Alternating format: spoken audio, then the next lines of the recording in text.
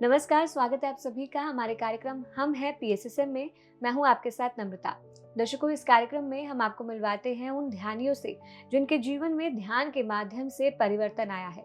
वो स्वयं भी ध्यान करते हैं और ध्यान का प्रचार प्रसार भी करते हैं। इसी श्रृंखला में आज हम आपको मिलवाने वाले हैं दीपाली मदनकर जी से, जो कि मध्य प्रदेश से हैं। तो आइए स्वागत करते हैं उनका और जानते हैं उनकी यात्रा। मैम, आपका कार्यक्रम में बहुत बहुत स्वागत है। Thank you ma'am. मैम, जैसे कि आप ध्यान करते हैं, अभी ध्यान का प्रचार प्रसार भी करते हैं, लेकिन मैं आपकी ध्यान से पहले की यात्रा जानना चाहती हूँ। जी, तो मेरा जन्म भंडारा में हुआ था और बचपन में ये था कि स्कूल की वजह से मुझे मेरे नाना जी के यहाँ 3 साल रहना पड़ा, क्योंकि यहाँ भी दूर था इसलिए। मैं अपने माँ-बाप से ज़्यादा बचपन में नाना जी से ही अटैच थी, उनके साथ रहना, खाना, सोना सब उन्हीं के साथ रहता था। तो अचानक ये हुआ कि जब मैं 9 साल की थी, उन्हें कैंसर डिटेक्ट हुआ और वो कैंसर से चले गए। क्योंकि मैं उनके साथ ही रहती थी, तो उनकी मृत्यु पर मैं रो ही नहीं पाई, पता नहीं क्यों, शायद पहली मृत्यु थी उनकी। तो मैं अचानक शॉक में ही एक चली गई कि मुझे समझ ही नहीं आ रहा था कि क्या हो रहा है ये सब। और मैं रोई ही नहीं, मैं बस सोचती रही कि क्यों लोगों को कैंसर होता है, क्यों चले जाते हैं लोग। समाज में भी देखती थी कि क्यों लोग इतने परेशान हैं, क्यों कोई अच्छा है, किसी को तो खाने को भी नहीं मतलब सोशली जो थॉट्स एक बच्चे के या एक इंसान के जीवन में आते हैं कि क्यों ऐसा भगवान करता है, क्यों इतना भेदभाव करता है। उसी विचारों में मैं बड़ी होती गई, एकदम सुन रहती थी मैं, किसी से बात नहीं, कुछ नहीं, अपने में ही रहती थी और ढूँढती थी कि कहाँ सच मिलेगा मुझे। मैं पढ़ने का मुझे बहुत शौक है, तो बचपन से ही जो भी किताब मिलती, किसी भी गुरु की हो, सबकी पढ़ती चलती थी। पढ़ने मतलब एक इंट्यूशन अंदर से आती थी, पढ़ो, पढ़ो, ज्ञान लो। लेकिन कहीं भी सच्चा ज्ञान मुझे नहीं मिला और आगे बढ़ते-बढ़ते जैसे कि मैं मेरे नाना जी के पास रहती थी, तो एक प्रेम की कमी भी थी जीवन में कि मुझे लगता था कि मेरी माँ मुझसे प्यार ही नहीं करती। वो अभी शिकायत भी करती है इस बात से, लेकिन अब मुझे समझ आता है ध्यान में आने के बाद कि वो क्यों था। तो प्रेम की कमी थी, तो अटैच मैं नाना जी से ही थी। तो वो जाने के बाद बहुत अंदर ही अंदर घुटना, क्यों ये सब हुआ? क्या हो रहा है?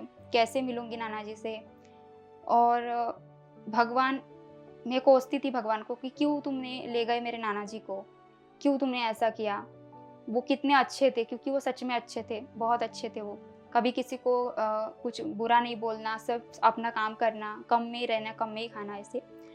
तो आगे मैं वैसे ही बड़ी होती गई, चुपचाप से मैं किसी से दोस्ती नहीं करना, मुझे अच्छा ही नहीं लगता था। ऐसा लगता था कि मैं मतलब मुझे जो चाहिए वो किसी और में नहीं है। एक एक इंट्यूशन शायद अंदर से आती होगी कि ये तुम्हारे इसका नहीं है। तुम्हें जिस राह पर चलना है, उसके लिए तुम्हें चुप रहना ही सही है इस वक़्त। वरना मुझे अभी लगता है कि पहले अगर मैं दोस्त बना लेती, तो शायद ये सही रास्ते पर चलती ही नहीं, मैं उन्हीं के रास्ते पर चलती, क्योंकि हम बिगड़ ही जाते हैं। हमें सही चीज़ें मिलती ही नहीं जल्दी। फिर जैसे-तैसे मैं 10वीं हुई, 10वीं में मुझे ये थॉट आती थी कि मुझे शादी ही नहीं करनी, अंदर से ही। मुझे सत्य के मार्ग पर चलना है। तो जैसा कि मुझे थॉट आता था, तो मैंने पापा को भी बोल दिया था कि मुझे शादी नहीं करनी पापा, मुझे बस कुछ तो ढूँढना है जीवन में। तो उन्होंने कहा कि आप ब्रह्मा कुमारीज़ चले जाओ, क्योंकि उस वक़्त वही सबसे ज़्यादा पॉपुलर था। तो मैंने कहा नहीं, मुझे सैटिस्फैक्शन नहीं आ रहा उससे भी, मेरे अंदर से नहीं आ रहा कि मैं उसमें जाऊँ। तो फिर मैं आगे बढ़ती गई। 12वीं में मैं जब थी, तो कंप्यूटर क्लास करती थी, क्योंकि मैं हमेशा से स्कूल और स्कूल से घर ही होता था। लेकिन 12वीं में ये हुआ कि मुझे और ज़्यादा डीप मुझे ये हो रहा था कि क्या कर रही हूँ मैं जीवन में, मैं सही नहीं कर रही हूँ। तो एक दिन मुझे ऐसे थॉट आया कि मर जाना चाहिए, क्यों जी रही हूँ मैं ये? तो मैं निकली, बहुत गहरे उसी में थी मैं, क्लास से निकली। ऐसे सर कभी कंप्यूटर क्लास में बैठाते नहीं थे, उस वक़्त गूगल नया-नया ही था एकदम, तो यूज़ नहीं करने देते थे। लेकिन सर ने उस दिन कहा कि दीपाली कहाँ जा रही हो? बैठो ना, ये देखो गूगल सर्च करो इस पे कुछ। तो सर, मैंने कहा ठीक है, बैठ गई मैं, क्योंकि मैं ना भी नहीं कर पाती थी किसी को, ऐसी थी मैं। तो मैंने जस्ट सर्च किया, सर सर क्या सर्च करूँ? तो सर ने कहा नेचर वॉलपेपर सर्च करो। तो मैंने किया। मैं एक के बाद एक सारे वॉलपेपर देखती गई और मुझे अंदर से आया कि दुनिया कितनी खूबसूरत है और मैं क्यों मरने का सोच रही हूँ। उसके बाद मरने का थॉट मेरे अंदर नहीं आया। लेकिन फिर से वही उलझन, वही कुछ नहीं रास्ता मिल रहा था, कुछ नहीं। फिर जब मेरा फाइनल ईयर कंप्लीट हुआ, तो नेक्स्ट ईयर मेरी शादी हो गई। शादी भी बहुत अच्छे ही घर में हुई। मेरा बहुत बड़ा परिवार था और अब मैं देखती हूँ तो मैं सोचती हूँ कि यही मैंने माँगा था, या मुझे पहले ही सब कुछ पता था। तो मेरे पति भी बहुत अच्छे, जैसे मैं इंट्यूशन, क्योंकि बाकी लड़कियों को मैं देखती थी, मुझे ऐसा पति चाहिए वैसा, लेकिन मेरा क्लियर था, मेरे माइंड में इंट्यूशन अलग ही आती थी कि नहीं, मुझे शांत स्वभाव वाला, समझने वाला, मुझे कभी किसी चीज़ की कमी नहीं होने वाला पति चाहिए। और बिल्कुल वैसा ही मिला। कहाँ मेरा गाँव होगा, कैसा होगा, सब कुछ इंट्यूशन पहले ही मुझे पता थी। लेकिन बाद में हम भूल जाते हैं, लेकिन जब होता है या ध्यान में आते हैं तभी पता चलता है कि हाँ, ये पहले से ही हो रहा है। तो सब कुछ अच्छा था, लेकिन फिर भी मुझे ऐसा लग रहा था, जब भी मैं घर के काम करती थी या घर सजाने को बैठती थी, ऐसा लगता था, दीपाली तू क्या कर रही है? ये नहीं करना तुम्हें सिर्फ। तो मैं रोकर बैठ जाती थी, समझ ही नहीं आता था। फिर बच्चे हो गए, 3 साल तो बच्चों में ही रही मैं। उसके बाद यह होगा, थोड़ा अंदर से मुझे अच्छा फ़ील होने लगा कि चलो कुछ पॉज़िटिव करते हैं जीवन में, अभी कुछ तो नया करते हैं। तो मैंने अपने घर सजाने के लिए एक बुद्धा जी की मूर्ति ली, ध्यान वाली। मुझे पहले से ही पसंद थी, बचपन से ही मुझे अट्रैक्ट करती थी, लेकिन क्या है कि बहुत कास्ट वाइज़ ले लेते हैं बुद्धा जी को, तो मैंने कभी ध्यान ही नहीं दिया उनकी तरफ। तो उनकी मूर्ति तो लाई मैं, लेकिन कैसे कि सबको पसंद नहीं होती। मेरे पति को तो पसंद थी, उन्होंने कुछ नहीं कहा, लेकिन उन्होंने कहा कि रखो, लेकिन किसी को दिखे नहीं, क्योंकि 10 सवाल लोग पूछेंगे आपको। तो मैंने मंदिर के नीचे उन्हें छुपा कर रख दिया और पर्दा-वर्दा सजा दिया उनका अच्छे से।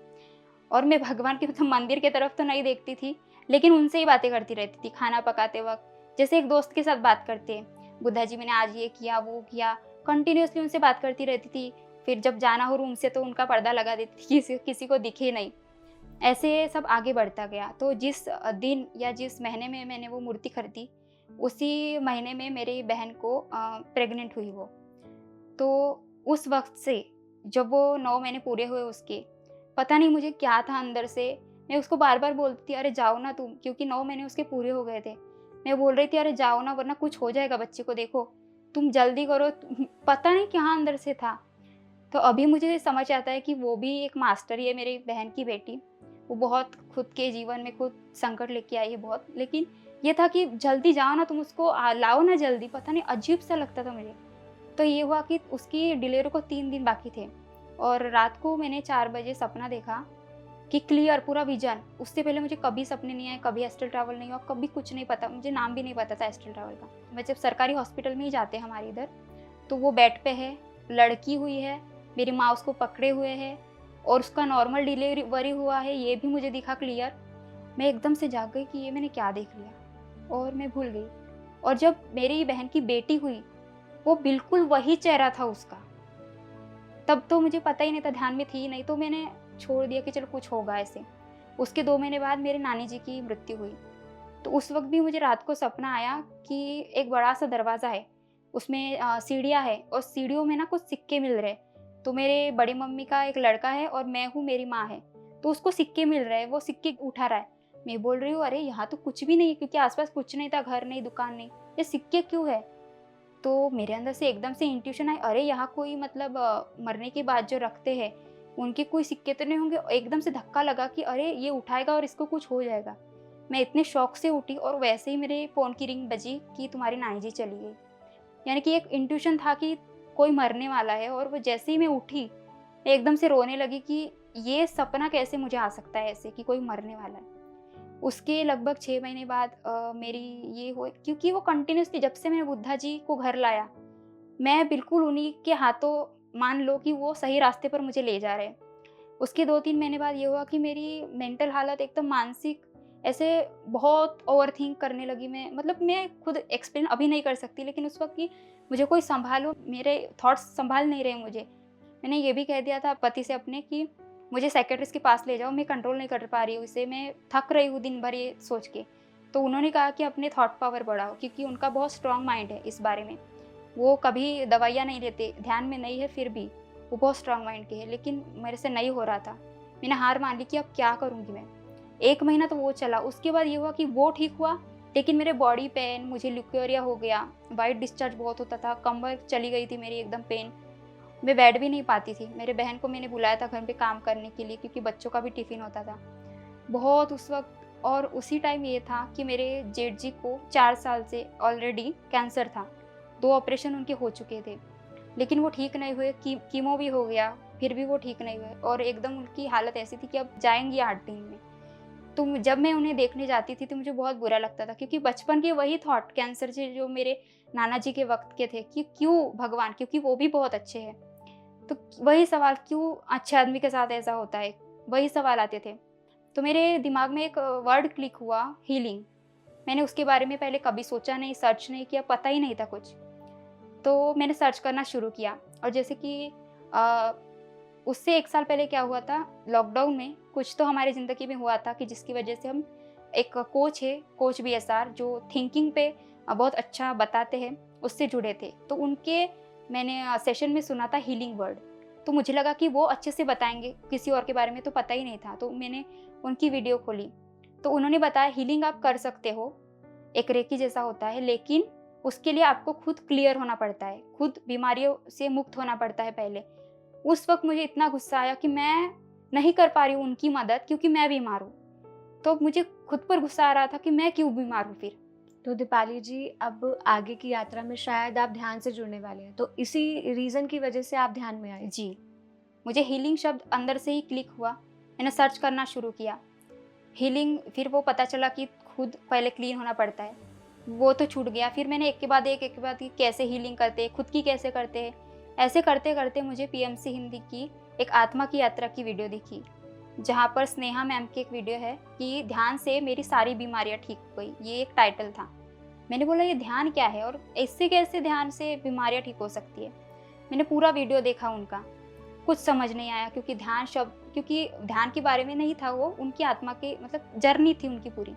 ध्यान तो उतना समझ नहीं आया, लेकिन कंटिन्यूअस फिर, क्योंकि मुझे और कोई काम मैं कर ही नहीं सकती थी, बस लेट कर ही मैं कर सकती थी। दिन रात में वही वीडियोज़ देखना, सारी पीएमसी की, कुछ समझ आया नहीं आए। चाहे उसमें एस्ट्रल ट्रैवल हो, चाहे किसी भी जीव मरने के बाद की हो, सभी वीडियो में बस छान रही थी, देख रही थी, सुन रही थी। कुछ ज्ञान नहीं था पहले, लेकिन बस 1 महीना मैंने वही किया। सारी वीडियोज़ देखी, सारी छान मारी, मेडिटेशन सुने, फिर मेडिटेशन कैसे करा जाता है, तो फिर गाइडेड मेडिटेशन सुने कि ऐसे-ऐसे करना पड़ता है, ऐसे-ऐसे बैठना पड़ता है। तो फिर मैंने एक दिन, उससे 1 महीने बाद जब से मैंने पीएमसी की वीडियो देखी, 1 महीने मैंने वही करा। फिर एक दिन ऐसे थॉट आया कि चलो ना ध्यान करके ही देखते हैं। तो मैं सुबह 6:15 बजे उठी और अपने मंदिर उस वक़्त था मेरे घर में, बैठ गई, अपने हाथ ऐसे क्रॉस करके। विदिन सेकंड मेरा ध्यान लग गया, जबकि उससे पहले मैंने कभी ध्यान नहीं करा था। साँस पर ध्यान दिया और बस 2 साँस में ही मैं मतलब साँस भी नहीं ले रही थी। फिर मैं थॉट प्रोसेस चालू हो गया, अरे मैं साँस नहीं ले रही हूँ। मेरा शरीर से कुछ साँस नहीं ले रही थी और मुझे उजाला दिख रहा था, व्हाइट-व्हाइट पूरा, और मुझे अच्छा लग रहा था। ऐसा लग रहा था कि मैं फ्री हो गई हूँ, कहीं से तो मैं फ्री हो गई हूँ। फिर थॉट आया कि अरे साँस नहीं लूँगी तो ध्यान कैसे करूँगी? तो मैंने ज़बरदस्ती अपने पेट से साँस ली। साँस थी ही नहीं मेरी, और थोड़ी देर बाद क्या है कि वो राउंड-राउंड कलर दिखने लगते हैं हमें। तो मुझे कोई अनुभव नहीं था, तो दिखने लगे। मुझे लगा अरे, क्योंकि मैंने पीएमसी की वीडियोज़ देखी थी, तो मैं डर गई कि किसी के मरने के वक़्त दिखता है ऐसे, और हमारे घर में ऑलरेडी परिस्थिति चल रही थी। तो मैं डर गई और उठ गई, 10 ही मिनट में कर पाई। फिर शाम को ये हुआ कि मेरे जेठ जी चले गए, उनकी डेथ हो गई।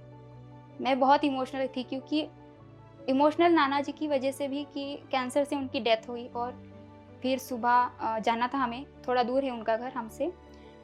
तो सुबह जब मैं उठी तो मुझे ऐसा लग रहा था कि मैं पता नहीं कहाँ हूँ। इतनी खुशी हो रही थी मुझे कि किसी भगवान से मिलकर आई या कोई भगवान मुझे मिलकर गया सपने में, मुझे नहीं पता। लेकिन इतनी खुशी, इतना ब्राइटनेस था मेरे चेहरे पर। मैं अपने हस्बैंड को बोलती हूँ, पता नहीं मुझे क्यों खुशी हो रही है। और वो, क्योंकि वो समझदार है, उन्होंने मुझे कुछ नहीं कहा, क्योंकि हमारे घर में डेथ हो गई थी और मैं ऐसे बातें कर रही थी। उन्हें उन्हें पता था कि मैं ध्यान की वीडियोज़ देख रही हूँ, ध्यान किया है मैंने 1-2 बार। तो उन्होंने कुछ नहीं कहा, लेकिन मुझे ही नहीं पता था, मैं हवा में ही थी। फिर मैंने खुद को सँभाला, नहीं घर में सीरियसनेस चल रही है ऐसे, क्योंकि उस वक़्त तो मैं हवा में ही थी और वो एक्सपीरियंस नहीं कर सकती मैं अभी भी। तो मैंने कंटिन्यू फिर वो किया, फिर उनकी डेथ हो गई, सब कुछ हुआ। फिर मैंने कंटिन्यू ध्यान किया दूसरे दिन से 1-1 घंटा। तो जब तीसरे दिन मैंने ध्यान किया, वही 1 घंटा मैंने म्यूज़िक लगाई पीएमसी की और बैठी, तो मुझे लगा कि 10 ही मिनट हुए, लेकिन 1 घंटा हो चुका था। अब मुझे मज़ा आने लगा ध्यान में कि ये कुछ तो चीज़ है, कुछ तो हो रहा है मेरे अंदर। तो मैंने ध्यान वहीं से शुरू किया। जी, तो अब आपकी ध्यान की यात्रा शुरू हो गई। तो आगे आपने ध्यान को कंटिन्यू रखा। तो आप जैसे ऑनलाइन ध्यान कर रहे थे, तो ऑनलाइन ध्यान के बाद खुद यूट्यूब से देख के कर रहे थे, आप कभी किसी मास्टर से जुड़े? नहीं, उस वक़्त तो नहीं जुड़ी थी मैं, ऑनलाइन ही पीएमसी पर। और मेरे किस्मत ही समझो कि उन्हीं दिनों में मास्टर बनो पीएमसी पर शुरू हुआ था।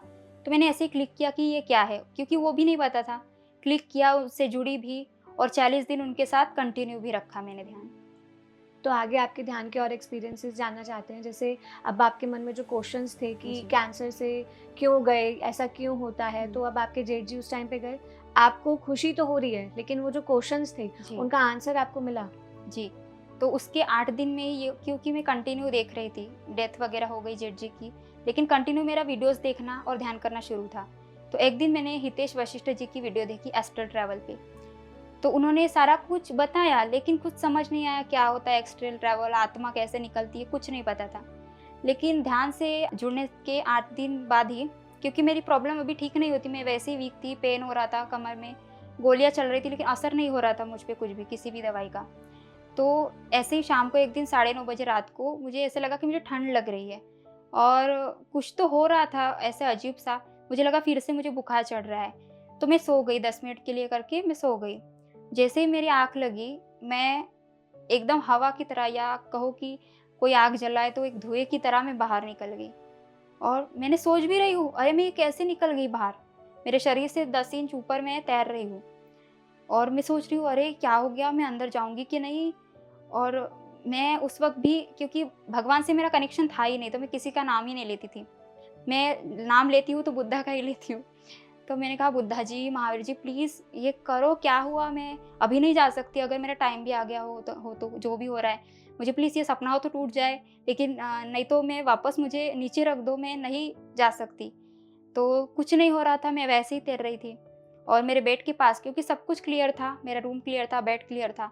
मेरे बेड के पास मेरी माँ मुझे नज़र आ रही थी और मुझे हाथ से ऐसे इशारा कर रही थी कि नीचे जाओ, नीचे जाओ। अब मैं ये बोल रही हूँ कि अरे देखो, मेरी माँ भी डर रही है, प्लीज़ मुझे नीचे रख दो, मेरा टाइम नहीं आया अभी।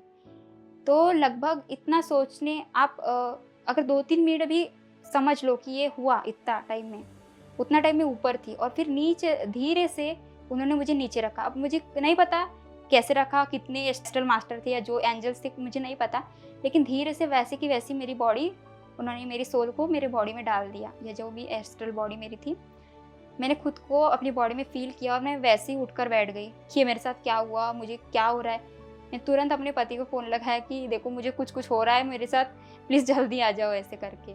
तो ऐसा मेरा पहला एस्ट्रल जो मेरा खुद का था, ऐसा अनुभव हुआ था मुझे। और अब ये अनुभव ही हुआ, मुझे पता ही नहीं क्या हुआ, कुछ हुआ। बस यही तक था कि मुझे एस्ट्रल ट्रैवल हुआ ऐसे। और इसके अलावा भी जब भी मैं ध्यान में बैठती थी, तो मैं एस्ट्रल ट्रैवल करती थी, तो उस वक़्त इजिप्ट के पिरामिड, नायगारा फॉल और एक ब्रिज है इंग्लैंड का, क्योंकि मैं देखी हूँ फ़ोटो, तो वो मुझे याद आता था।